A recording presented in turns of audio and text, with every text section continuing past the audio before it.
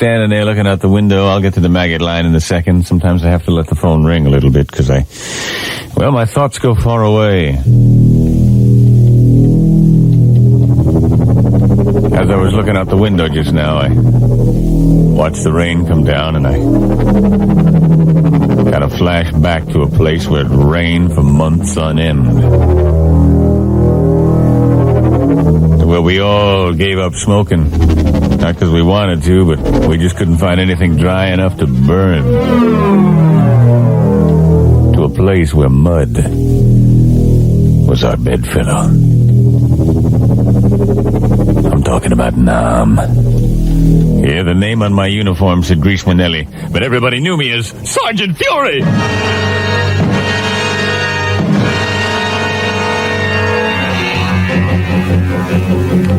Quang Tree, 1967. A lull in the fighting. The men and I decided we'd take one of the sweetest luxuries in all of Nam. A bath. We had one bar of soap as we came upon the Ying River. I said, "Man, we will now strip and wash ourselves, keeping an eye open for the enemy. We will disinfect and disengage." And everybody screamed, and as much as I tried to keep discipline, everybody just stripped naked and ran in that water. And it felt good. That cold, cold water, wiping the mud away, wiping the caked-on constitutionals from months of evacuation in the bush. It was wonderful. We dunked our heads. We lathered up. I forgot all about keeping an eye open. Kalachecki forgot. Robinson forgot. Di Lorenzo forgot. They all forgot. Well, we remembered suddenly, because as we sat there frolicking like a bunch of kids, all of a sudden we heard it. Incoming! And then it started to rain fire and lead. Dive under the water, men! Dive under the water! Float with the current! Watch out! All right! What's it gonna dig it? And so we held our breath and floated underneath the Yin-Yang River. I could hear the muted sounds of battle above as I held my breath until I thought my lungs would burst.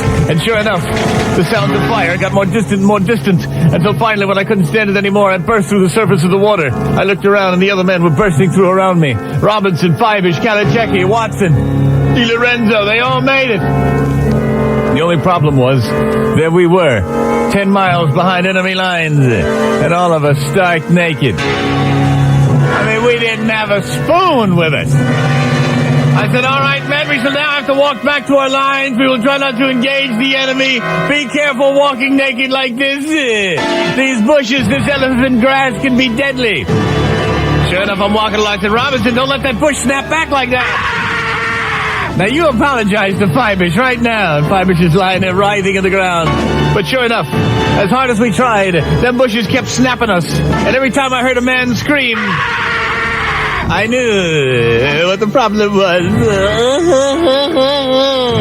We tried to cover the hydraulics, the bushes would snap us in the face. You cover your face, it was awful.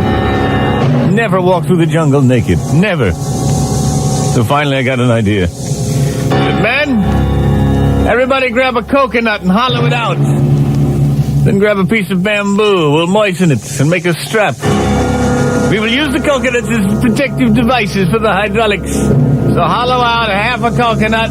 And I showed him. Fortunately, I was artsy-craftsy. And we hollowed out a bunch of coconuts and we all strapped them on. Keep our hands free to walk through the jungles, and it was a lot better going. Well, we made sure we didn't engage the enemy.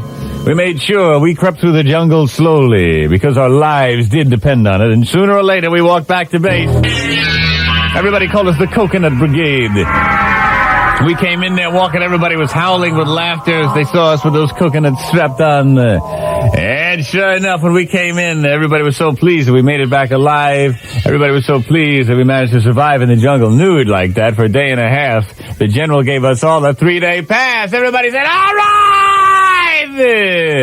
Well, some of the guys ran for the showers. One guy had his girlfriend at the base, and he didn't even run for the shower. He was so glad to be back. He thought he was a dead man. He just said, boys, as he dropped that coconut, he went running to that little hooch they were sharing. He said, I'll see you all later. How about the... We all said, go get him!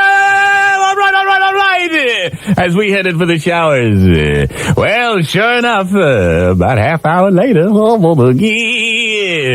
he comes running back with his girlfriend. He says, Sarge, I wanted you to meet my girl. I've told her all about you. And she comes running over. She said, so you're the famous Sergeant Fury. My God, you are a big man there. Thank you so much for taking care of little Robbie. And she planted a big kiss on my lips. I went, ma'am, you better tell me you just finished drinking a pina colada, or I'm gonna slap the hell out of you.